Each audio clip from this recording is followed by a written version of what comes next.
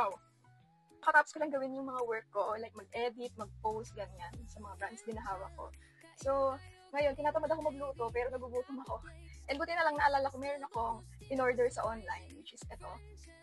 Yung Frenchel. Order ako nung kanilang gourmet beef tapa flakes. Ito siya, guys. So, titikman ko siya ngayon, since hindi ko pa talaga siya nabubuksan, as in, kita niyo ba yan, nakasealed pa.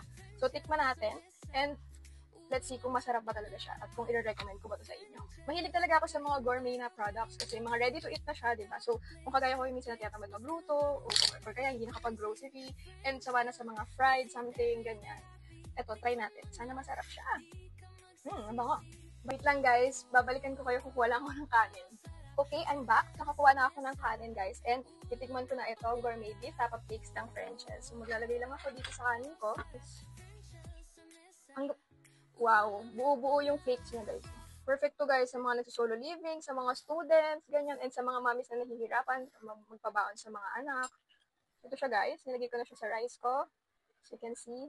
Tikman na natin siya.